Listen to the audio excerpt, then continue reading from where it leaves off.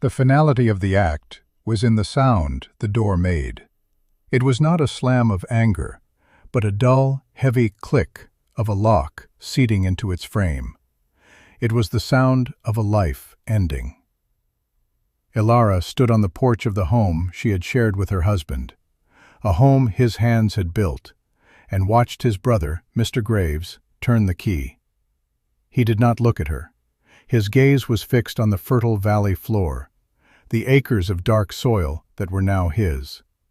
He pressed 2 documents and a small, clinking pouch into her hand. One was the deed, a piece of paper declaring her the sole owner of a worthless plot known as the Folly. It was a jagged cut of limestone cliff and scree 5 miles up the valley, a place where nothing grew, where the wind sharpened itself on rock. The other was the legal writ, signed by a judge who was a cousin to Graves's wife, explaining in cold, formal language why a widow had no claim to her husband's family land. The pouch held $12. That was what her life was worth. $12, and a deed to a place everyone in Providence Gulch knew was a joke. It was where boys dared each other to spend a night, and where prospectors went to have their hopes dashed one final time.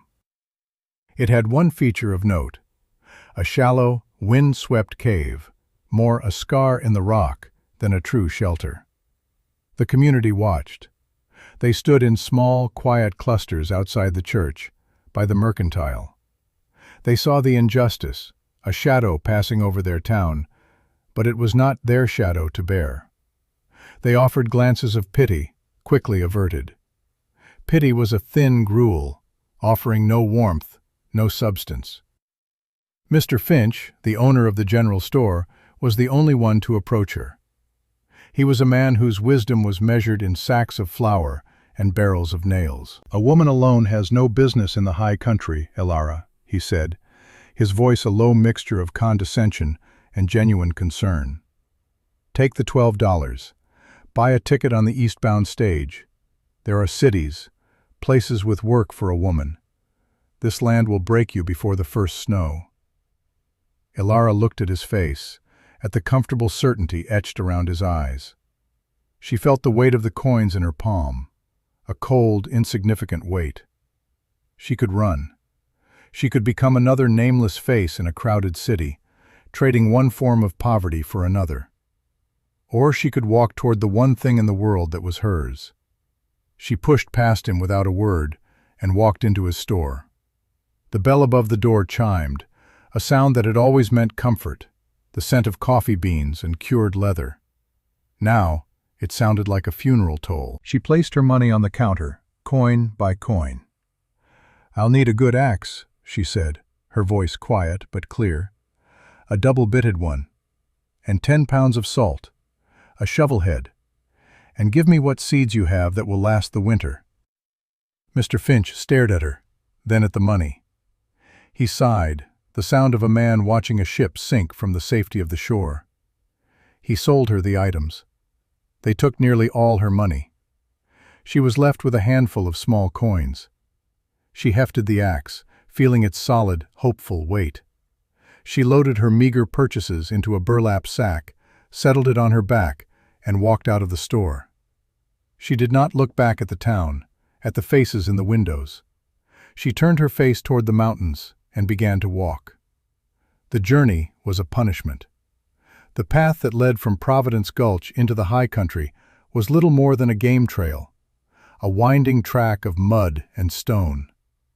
The sack was a leaden weight on her shoulders, its straps digging into her skin. Each step was an argument between her will and her screaming muscles. The valley, with its green fields and orderly fences, shrank behind her until it was just a memory of a life that was no longer hers.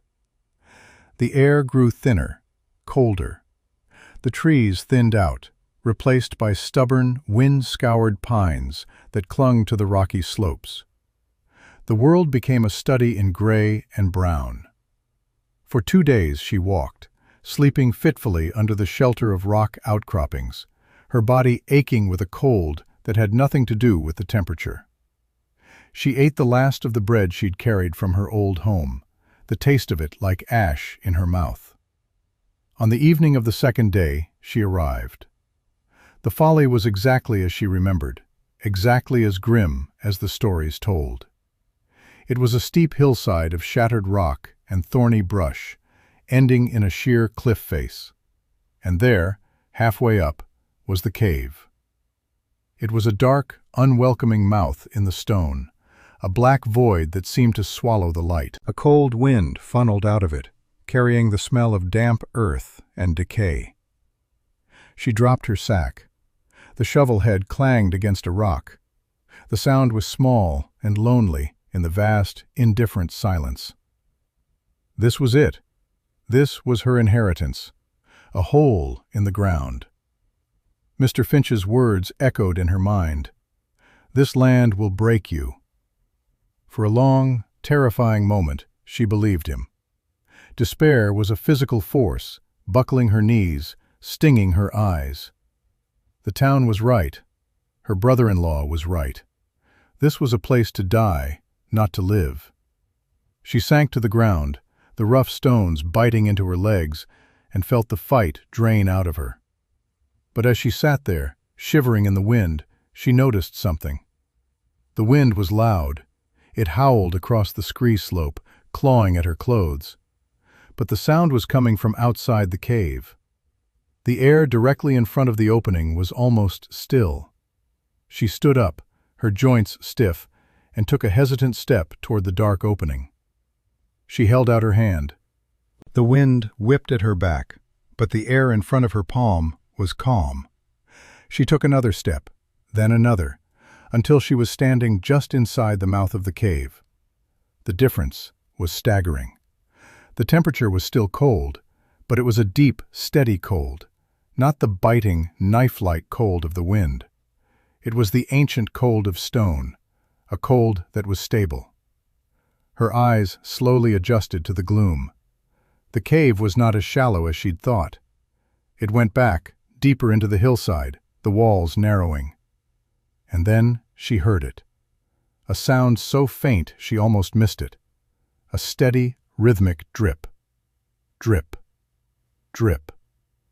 Drip. It was the cleanest sound in the world. She followed the sound into the darkness, her hands trailing along the cold, rough wall. In a small chamber off the main cavern, water was seeping from a fissure in the rock ceiling, falling into a shallow pool on the floor. She knelt and touched the water. It was icy, but it was clear. She cupped her hands and drank. It was the sweetest water she had ever tasted. A spring.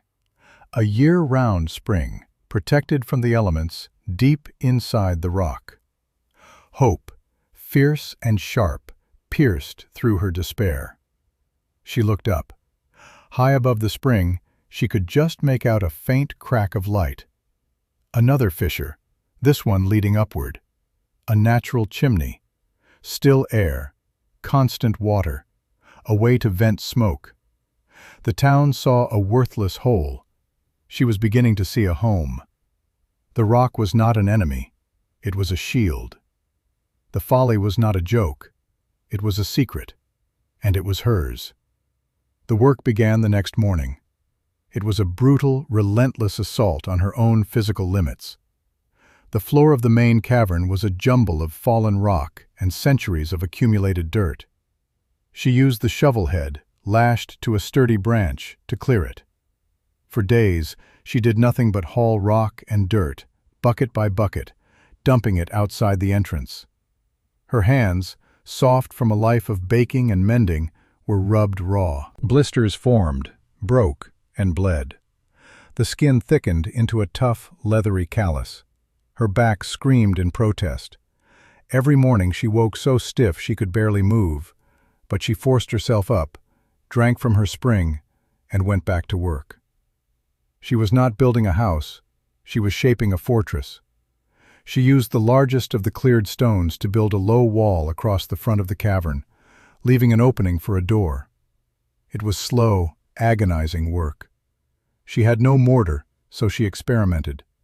She found a deposit of thick, gray clay near the spring.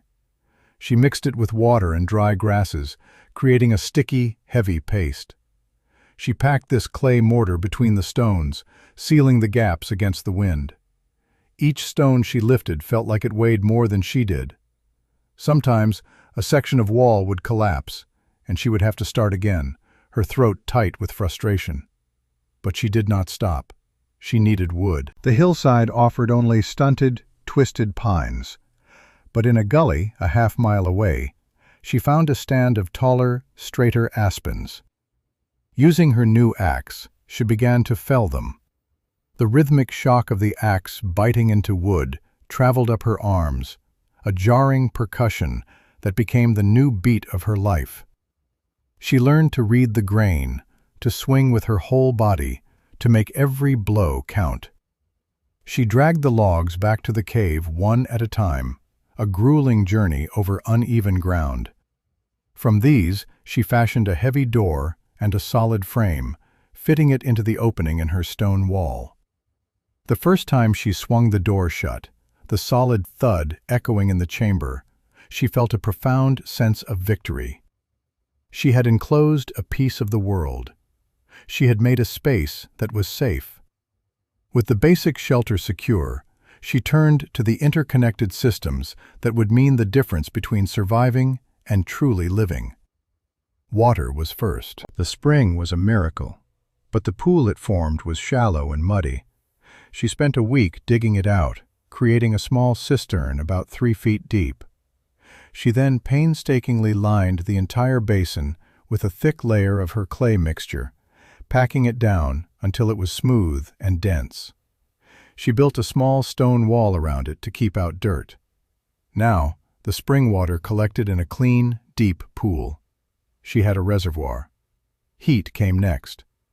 Against the back wall of her new living space, directly under the natural fissure she had spotted, she built a hearth. She chose the largest, flattest stones for the base and back, mortaring them with clay. The rock of the cave wall itself would be her greatest ally. It was a massive thermal battery. As she burned fires, the stone would absorb the heat, and it would continue to radiate that warmth back into the room long after the flames died down. She spent 2 weeks doing nothing but cutting and stacking firewood, creating a massive pile that reached the ceiling. The first fire she lit was a moment of breathless tension. Smoke billowed out, filling the room, and her heart sank.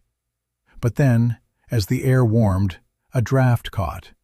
The smoke swirled and was suddenly pulled upward, disappearing into the fissure high above. It worked. That night, for the first time, she slept in true warmth, the stone walls glowing with stored heat, the heavy door silencing the wind. She was still there. Food was the final, most audacious piece of her plan. Nothing grew on the rocky slope outside, so she would grow things inside. In the largest, deepest part of the cave, beyond her living quarters, she began to build a garden.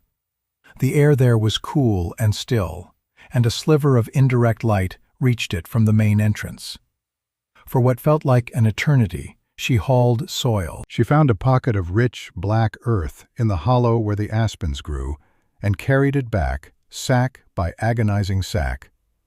She built low stone walls to create raised beds and filled them with the precious soil. In this subterranean garden, she planted her seeds, hardy kale, turnips, carrots, and potatoes, along with a few tough herbs. It was a gamble against nature, an act of sheer, stubborn faith. After 2 months of this solitary, back-breaking labor, she knew she needed more. Her small store of salt pork was dwindling. She needed a sustainable source of protein and, more importantly, something to trade. She thought of chickens, a goat, but they were noisy and required more space and feed than she had. Her mind settled on a different kind of livestock, something small, quiet, and incredibly productive. She walked the 5 miles back to Providence Gulch. Her return caused a stir. She was thinner, her skin browned by the sun and wind, her hands calloused and scarred. Her clothes were patched and stained with dirt. She looked feral, wild. The whispers followed her as she walked to Mr. Finch's store. He saw her, and his jaw tightened. He expected her to be begging, broken. Instead, she walked with a straight back, her gaze steady. She didn't buy flour or bacon. A traveling apiarist had passed through the week before, leaving behind several woven bee skeps for sale. Elara pointed to them. "I'll take 3, she said. Mr. Finch stared at her as if she'd lost her mind. "Bees? For the folly?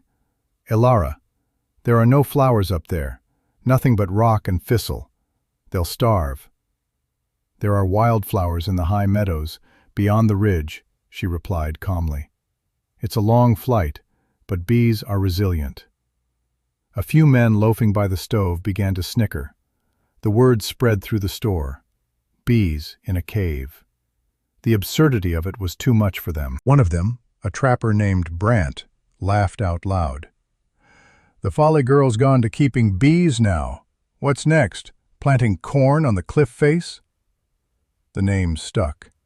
The Folly Girl. She ignored them. She paid for the skeps with a small pouch of coins she had painstakingly saved. The journey back was the hardest yet. She could only carry 1 skep at a time, cradling the buzzing, fragile hives against her body. It took her 3 trips, 3 long, exhausting days. She placed the skeps in a sheltered alcove she'd prepared deep inside the cave, protected from wind and the worst of the cold, but close enough to the entrance for the bees to fly out on warm days. It was a mad, desperate gamble. It was during one of these trips that she found him. A dog, little more than a skeleton covered in matted fur, lay shivering in the brush near her path.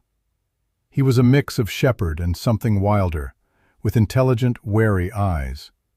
He didn't growl, just watched her with a profound weariness. She stopped and broke off a piece of her dried meat. She tossed it to him. He devoured it in a single gulp.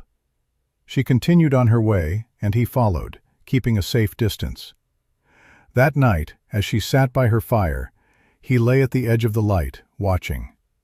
She left out a bowl of water from her spring. In the morning, it was empty. She called him Echo, for the way his cautious bark would one day sound against the stone walls. Within a week, he was sleeping on a bed of dried grass near her hearth, a warm, breathing presence in the immense silence. Her solitude was broken. She had a companion. The town's mockery solidified into a proper nickname. They called her the Bee Witch of Folly Cave. The name was a story they told themselves, a cautionary tale about a foolish woman who had defied common sense. It made them feel secure in their own sensible wooden houses, on their flat, fertile land. Mr. Graves, her brother-in-law, made the trip up to her cave once, in the late fall. He did not come to help, but to witness her failure. He stood at the entrance, his face a mask of smug satisfaction, taking in the stone wall, the rough door, the smoke curling invisibly from the hidden fissure. He expected to find her starving in a hovel. Instead, he found order. He saw the neat stack of firewood, the clean-swept floor, the faint green of her plants in the gloom. It confused him. "Still here, are you?" he sneered. "Enjoying your kingdom of rock?" He saw the bee skeps and laughed, a short, ugly bark. "You'll be eating those bees come January." He left, content that her inevitable demise would be slow and deserved. Winter arrived like a hammer. The sky turned to iron, and the snows came, burying the world in a deep, silent white. For Elara, the world shrank to the dimensions of her cave. Her days fell into a steady, quiet rhythm.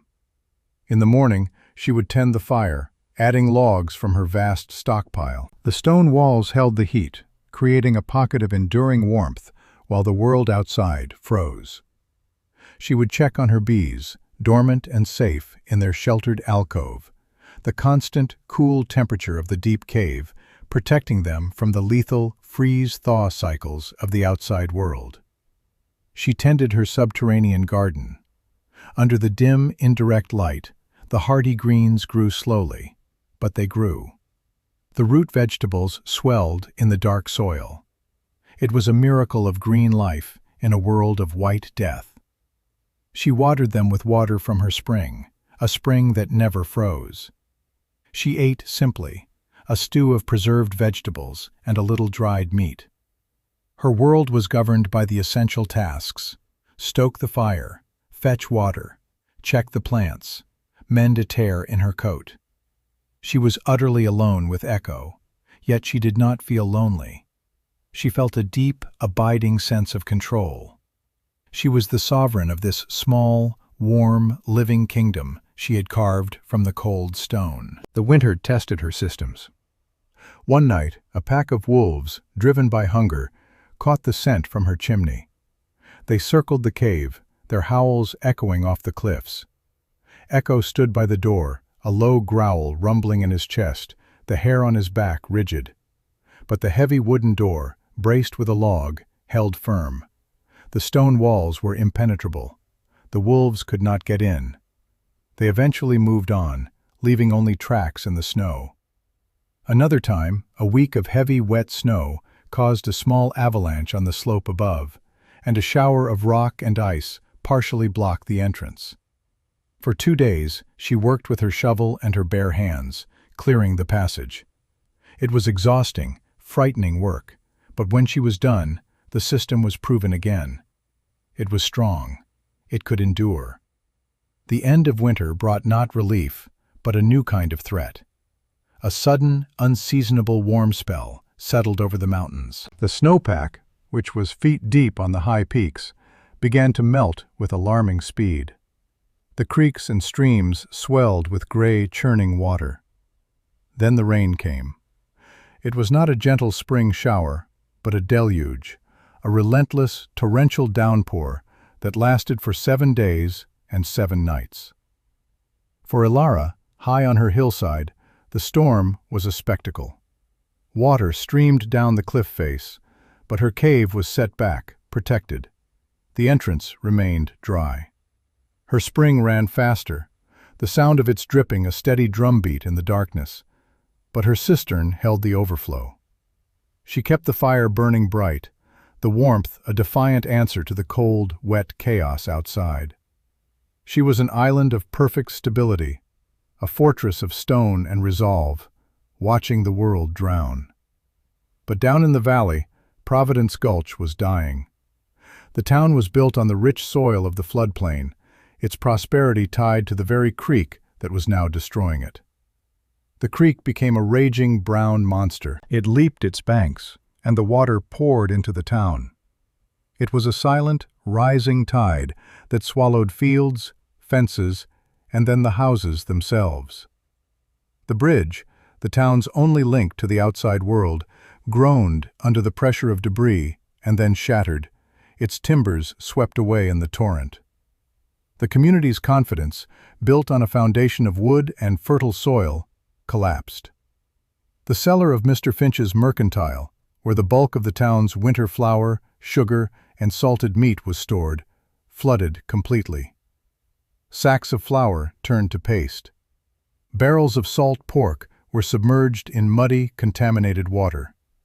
Family root cellars, the pride of every household, filled with the same foul liquid, ruining potatoes and carrots, apples and preserves. Livestock, trapped in their barns, drowned. The town that had pitied Ilara for her worthless rock was now a swamp of ruin and despair, cut off from the world, their food supply utterly destroyed. The rain finally stopped. A weak sun broke through the clouds, revealing a landscape of devastation. The town was a wreck, coated in a thick layer of stinking mud. For days, the people of Providence Gulch huddled in the meeting hall, the only building on slightly higher ground. They were cold, they were damp, and they were starving. The little food they had salvaged was spoiling quickly in the humid air. A sickness, a deep, rattling cough, began to spread among the children. It was Mr. Finch's youngest son, a boy of 16 named Thomas, who finally broke. He had listened to his father and the other men talk in circles, their bravado washed away, leaving only fear. He remembered the stories, the jokes about the bee witch up on the folly. He remembered her quiet determination in the store. While the men debated what to do, Thomas slipped away. He fought his way up the valley, through a treacherous landscape of mudslides and washed-out trails. He arrived at Ilara's cave near dusk, covered in mud, exhausted and shivering. He collapsed at the entrance, his fist banging weakly on the heavy wooden door. Echo erupted in a fury of barks from inside. Ilara opened the door a crack, her axe held ready in her hand. She saw the boy, his face pale and desperate. "Help us," he gasped, his voice raw. "Please, the town, the flood. We have no food. The children are sick." He told her everything, the words tumbling out in a rush of panic and shame. He told her his father had sent him, as a last, desperate hope. Ilara looked at the boy. In his face, she saw the faces of all of them. Mr. Finch, with his condescending advice. Brant, with his mocking laughter. Mr. Graves, with his cruel satisfaction. She remembered the sound of the lock clicking shut. She looked at her own stores, her preserved vegetables in their clay pots, her small sack of flour, and on a high shelf, cool and dry, sat the jars of honey. The honey was her treasure, the culmination of her insane gamble. It was pure energy, perfectly preserved by the beeswax, untouched by the damp that had ruined everything below. Sharing it would mean a lean, hard spring for her. It would risk her own carefully built security.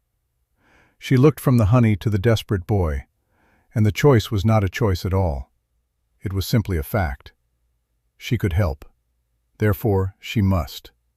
Not for them, not because they deserved it, but because the woman she had become, the woman forged by stone and solitude, would not let a child starve if she had food to give.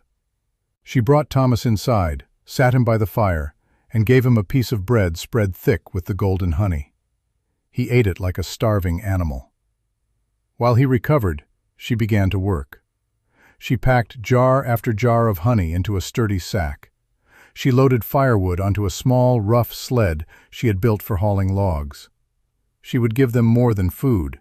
She would give them warmth. With Echo trotting faithfully at her side, she followed the boy back down the treacherous path to the town that had cast her out. Her arrival in Providence Gulch was met with stunned silence. The townspeople, huddled in their damp, muddy clothes, stared as she walked into the meeting hall. She was clean. Her clothes were dry. She moved with a strength and purpose that seemed alien in this landscape of defeat. They looked from her healthy form to their own gaunt faces, from the life in her eyes to the despair in theirs. Mr. Finch pushed through the crowd. His face was a wreck of mud and shame. His eyes fell on the jars of honey she began to unload from her sack. He looked at the rich, amber liquid, a symbol of everything they had lost: sunlight, sweetness, preservation. He saw his own sick child look up with a spark of hope. The weight of his pride, his certainty, his mockery came crashing down on him. "We were wrong," he said, his voice thick and cracking. The words were quiet, but they echoed in the silent hall. "We called you a fool." "My God," he whispered, looking at the bounty she carried.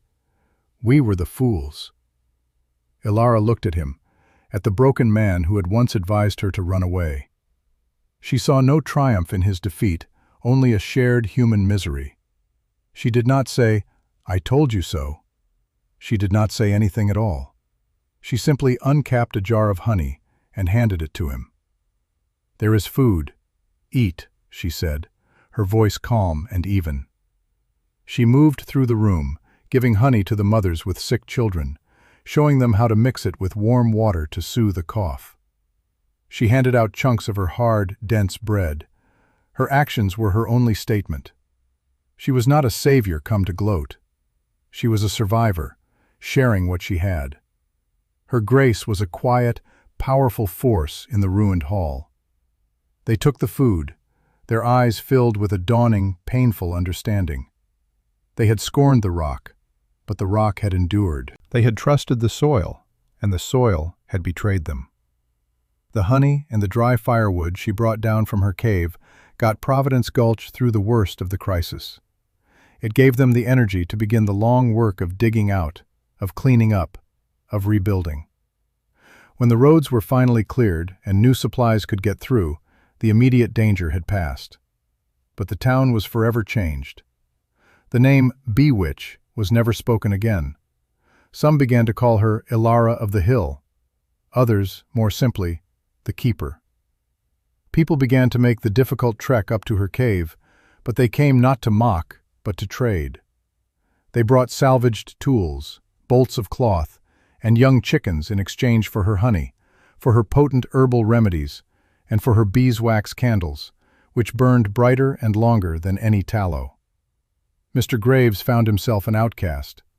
His greed, once seen as shrewd business, was now viewed as a moral stain. He lost his standing on the town council and eventually sold his land, moving east under a cloud of shame. The story of the Great Flood of '83 and of the solitary woman who saved the town with honey from a cave became a foundational legend for the rebuilt Providence Gulch. They did not rebuild in the same place. Learning a hard lesson from the flood, they built new homes higher up the valley slopes, on foundations of stone, not just wood. They dug their root cellars into hillsides, not flat ground. Ilara's ingenuity, once seen as madness, was now studied as wisdom. Her methods of using thermal mass, of finding and protecting water sources, of creating shelter that worked with nature instead of fighting it, were copied and adapted. Years passed. Ilara remained in her cave, a quiet, respected figure on the edge of the community she had saved. Her apiary expanded, the skeps lining the walls of a whole new chamber she had cleared. Her subterranean garden flourished, providing her with all she needed. She was not wealthy in the way the town understood it, not in acres or dollars. Her wealth was in the warmth of her hearth, the steady drip of her spring, the hum of her bees. It was in the quiet confidence of a life built by her own two hands. Sometimes, in the long summer evenings, she would stand at the mouth of her cave, Echo's descendant lying at her feet, and look down at the lights of the new town. It was a place that had cast her out, a place she had been forced to forgive, not with words, but with bread and honey. She had been given a pile of worthless rock, and from it she had built a life of profound and unshakable worth. She had proven that the most fertile ground is not always the dark soil of a valley, but the resilience of a spirit that refuses to be broken.